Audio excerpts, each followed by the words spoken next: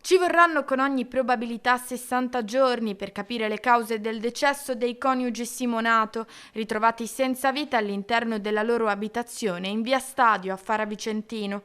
Il medico legale, incaricato dalla Procura di Vicenza di procedere con l'autopsia, ha eseguito proprio oggi all'ospedale di Vicenza l'esame autoptico.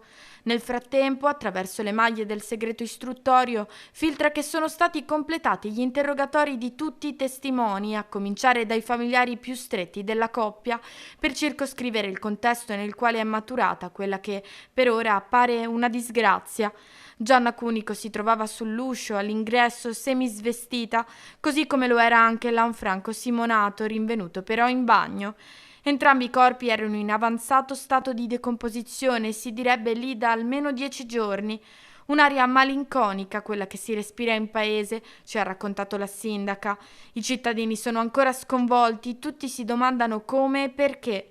Si attendono ora i risultati dell'autopsia nella speranza che possano finalmente fare luce sull'accaduto.